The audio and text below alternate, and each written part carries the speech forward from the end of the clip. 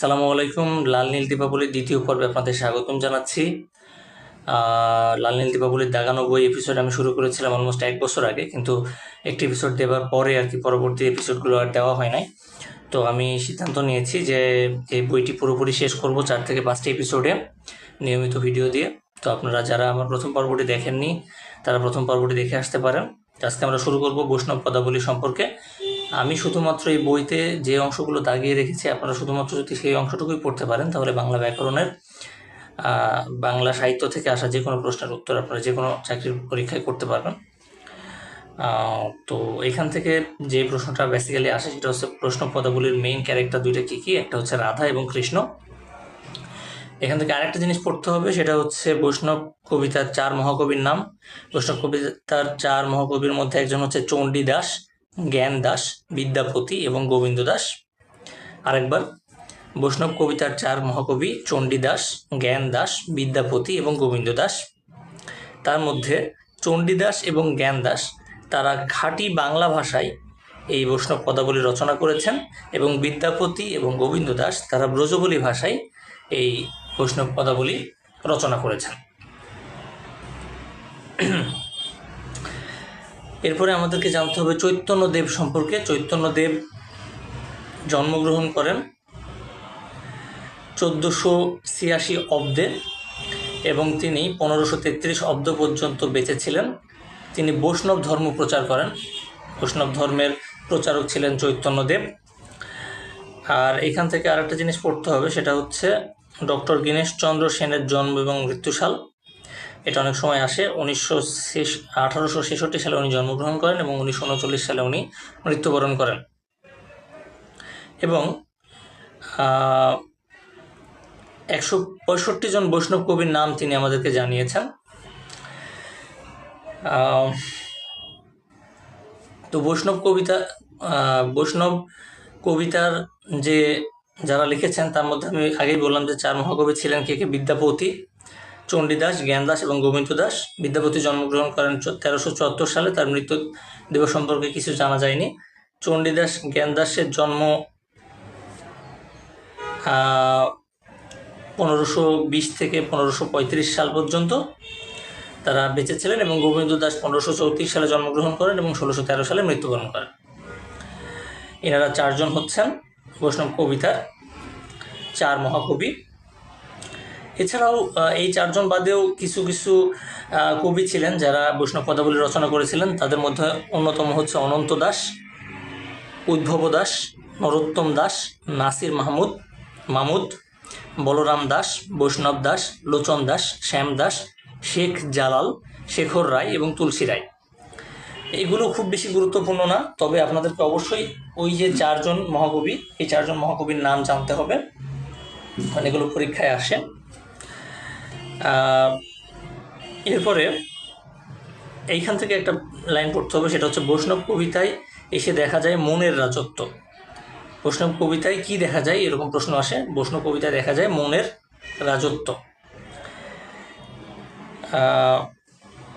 এবং বৈষ্ণব কবিতাতেই একমাত্র বৈষ্ণব কবিরা পৃথিবীর সকল কিছুকে মিথ্যা বলে আখ্যায়িত করেছেন, শুধুমাত্র সত্য বলে দেখিয়েছেন মানুষের হৃদয়কে।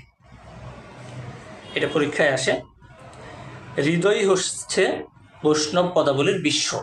তাহলে পৃথিবীর সকল বস্তুর চেয়ে বৈষ্ণব পদাবলীতে মানুষের হৃদয়কে বড় করে দেখানো হয়েছে, এবং হৃদয় হচ্ছে বৈষ্ণব পদাবলীর বিশ্ব। আচ্ছা, এখন দুইটা জিনিস আছে, রাধাকে কি হিসাবে প্রচার করা হয়েছে এবং কৃষ্ণকে কি হিসাবে প্রচার করা হয়েছে। রাধাকে সৃষ্টি হিসাবে বা জীবাত্মা হিসাবে প্রকাশ করা হয়েছে বৈষ্ণব পদাবলীতে, এবং কৃষ্ণকে স্রষ্টা বা পরমাত্মা হিসাবে প্রচার করা হয়েছে। তাহলে রাধাকে প্রচার করা হয়েছে জীবাত্মা হিসাবে এবং কৃষ্ণকে প্রচার করা হয়েছে পরমাত্মা হিসাবে।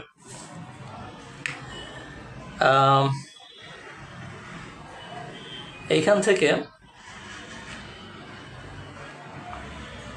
আরেকটি নাম আপনাদেরকে জানতে হবে, সেটা হচ্ছে বাবা আউল মনোহর দাস। তিনি সবার আগে বৈষ্ণব কবিতা সংকলন করেন এবং পদসমুদ্র নামের একটা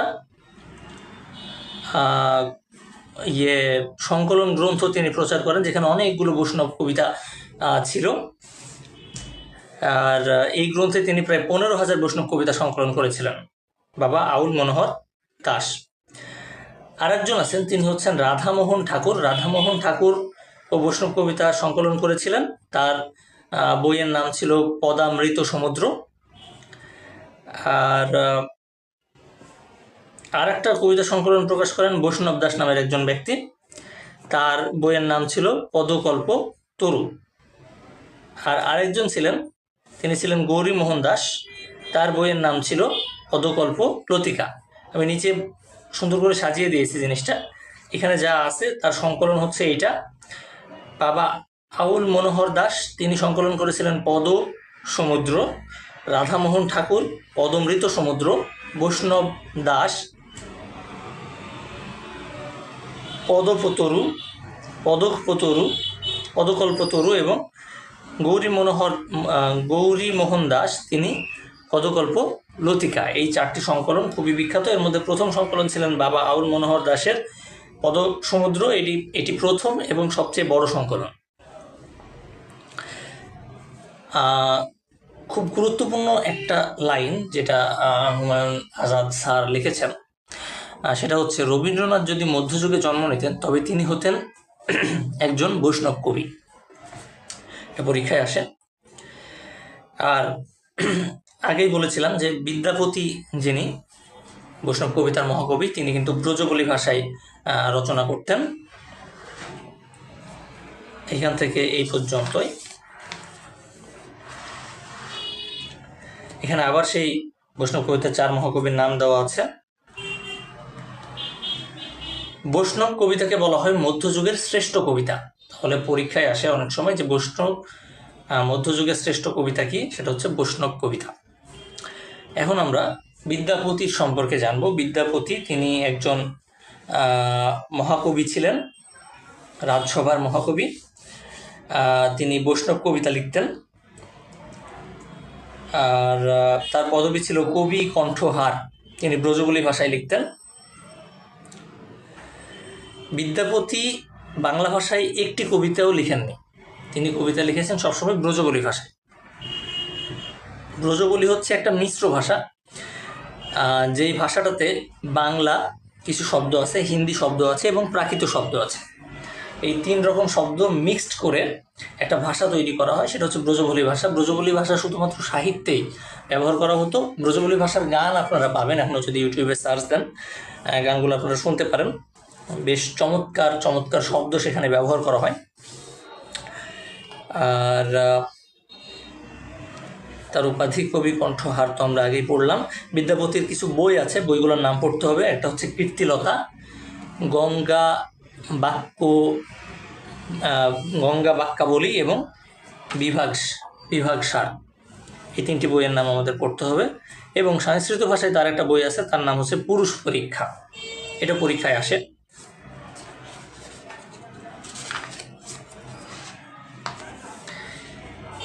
এখান থেকে আর কিছু না পড়লেও চলবে। আমরা চলে আসবো চণ্ডীদাসে। চণ্ডীদাসও ব্রজবলি ভাষার আরেক মহাকবি।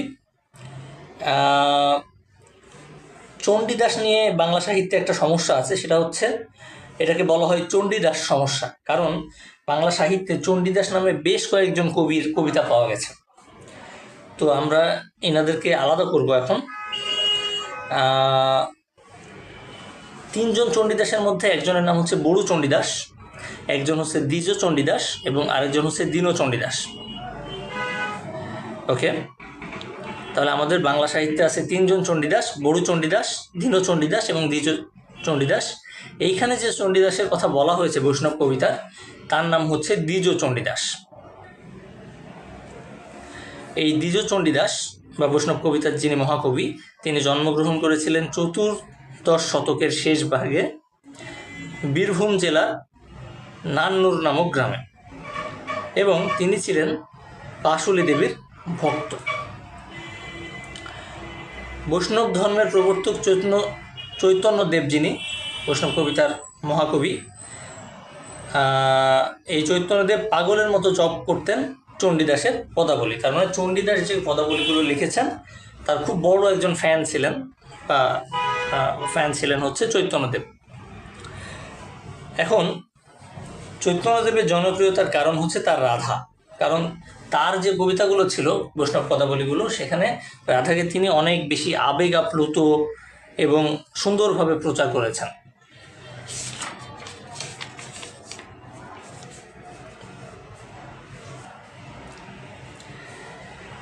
এরপরে জয়নন্দ নামে একজন কবি ছিলেন, তিনি রচনা করেন চৈতন্য মঙ্গল নামের একটা জীবনী গ্রন্থ।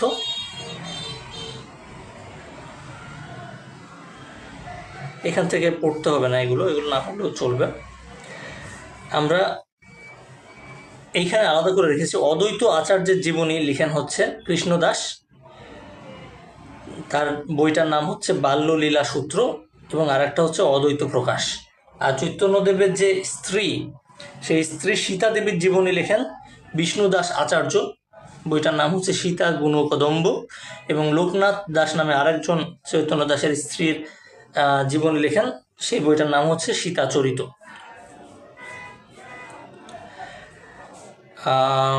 দেবতার মতো দুজন এবং কয়েকজন অনুবাদক, আমরা কয়েকজন অনুবাদক সম্পর্কে জানবো এখন।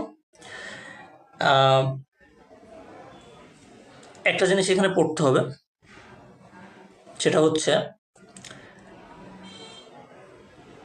জার্মান ভাষায় বাইবেল অনুবাদ করেছিলেন মার্টিন লুথার, আর রামায়ণ অনুবাদ করেছিলেন কবি কৃত্তিবাস, এবং মহাভারতের অনুবাদ করেছিলেন কাশিরাম দাস। এই দুইটা উল্টাপাল্টা হয়ে যায়। রামায়ণ অনুবাদ করেছিলেন কবি কৃত্তিবাস এবং মহাভারত অনুবাদ করেছিলেন কাশিরাম দাস। আর বাংলা ভাষায় মহাভারত লিখেছেন হচ্ছে কাশিরাম দাস এবং রামায়ণ রচনা করেছেন কৃত্তিবাস। বাংলায় তারা দুজন বাল্মীকি এবং দেবব্যাসের সমান, অর্থাৎ বাংলা ভাষায় তারা অরিজিনাল কবির মতো হিসাবে আমরা প্রকাশ করি, কারণ কাশিরাম দাসের মহাভারত হিসাবে আমরা চিনি বাঙালিরা বেসিক্যালি, এবং রামায়ণ বাংলা অনুবাদ করেছিলেন কৃত্তিবাস। এবং কৃত্তিবাসকে এই যে রামায়ণ করার জন্য, অনুবাদ করার জন্য অনুপ্রেরণা জুগিয়েছিলেন রুকনুদ্দিন বারবক-শাহ। এখান থেকে এইটুকু পড়লেই হবে, আমি আলাদা করে দিয়েছি এই জায়গায়, আপনারা এটা নোট করে নিতে পারেন। রামায়ণ রচনা করেন বাল্মীকি, অনুবাদ করেন বা শ্রেষ্ঠ অনুবাদক ছিলেন কৃত্তিবাস, এবং তিনিই ছিলেন প্রথম অনুবাদক। আর মহাভারত রচনা করেন বেদব্যাস এবং শ্রেষ্ঠ অনুবাদক ছিলেন কাশিরাম দাস, কিন্তু তিনি প্রথম অনুবাদক নয়।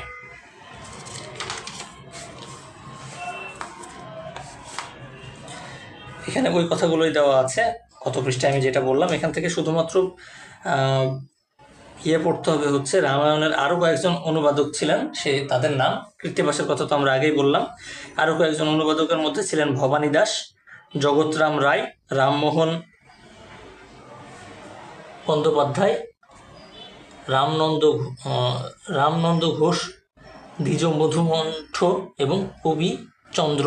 মহাভারতের অনুবাদকদের মধ্যে কয়েকজন ছিল নিত্যানন্দ ঘোষ, রামেশ্বর নন্দী, রাজীব সেন, সঞ্জয়, রামনারায়ণ দত্ত, রাজেন্দ্র দাস এবং শ্রীকর নন্দী। শ্রীকর নন্দী ছিল মহাভারতের প্রথম অনুবাদক, কিন্তু শ্রেষ্ঠ অনুবাদক কিন্তু আবার তিনি ছিলেন না।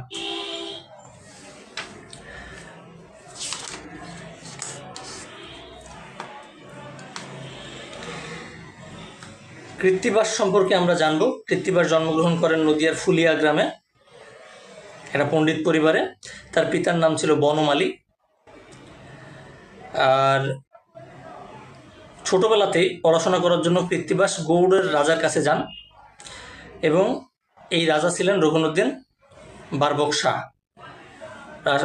এই রুকনুদ্দিন বারবক-শাহই কৃত্তিবাসকে অনুপ্রেরণা জুগিয়েছিল যে যাতে সে রামায়ণ অনুবাদ করে। তো তার রামায়ণের অন্য নাম হচ্ছে শ্রীরাম পঞ্চালী। তো কৃত্তিবাসের যে রামায়ণ, মানে অনুবাদকৃত রামায়ণ, তার নাম তিনি দিয়েছিলেন শ্রীরাম পঞ্চালী। কৃত্তিবাসের রামায়ণ 1802 কিংবা 1803 সালে প্রথম মুদ্রিত হয় ছাপাখানায়, এবং ছেপে ছিলেন শ্রীরামপুরের খ্রিস্টীয় পাদ্রীরা। এরপর 1830 সালে জয়গোপাল তর্কালঙ্কার তিনি কৃত্তিবাসের ভাষাকে মার্জিত করে নতুন করে কৃত্তিবাসের রামায়ণ মুদ্রিত করেন, এবং বর্তমানে আমরা যে বইটা পাই সেই বইটা হচ্ছে এই জয়গোপাল তর্কালঙ্কারের যে সংকলনকৃত বই কৃত্তিবাসের রামায়ণের, সেটা। এখান থেকে এই লাইনটা পড়তে হবে, মহাভারতের কথা অমৃত সমান, কাশিরাম দাস কহে শুনে পুণ্যবান। এটা বারবার আসে, কাশিরাম দাসের খুব বিখ্যাত একটা লাইন।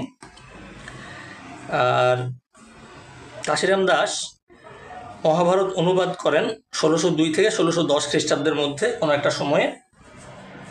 কাশিরাম দাসের পিতার নাম ছিল কমলাকান্ত, এবং তার বড় ভাই কাশিরাম দাসের লিখেছিলেন শ্রীকৃষ্ণ বিলাস নামে একটা কাব্য, আর ছোট ভাই গদাধর তিনি লিখেছিলেন জগৎ মঙ্গল নামে একটা কাব্য।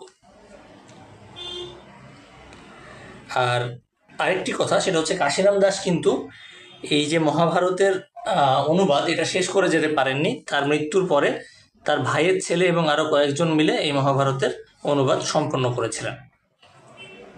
আজকে এই পর্যন্তই। আগামী দিন আমরা মুসলিম কবি থেকে শুরু করব, এবং এখান থেকে যত গুরুত্বপূর্ণ প্রশ্নাবলী আছে আমরা জানার চেষ্টা করব। তো যারা নতুন আছেন তারা চ্যানেলটিকে সাবস্ক্রাইব করে দেবেন, এবং পরবর্তী ভিডিওগুলো যদি আপনারা পেতে চান তাহলে অবশ্যই বেল বাটনটি প্রেস করে রাখবেন। ধন্যবাদ সবাইকে, আজকে এই পর্যন্তই।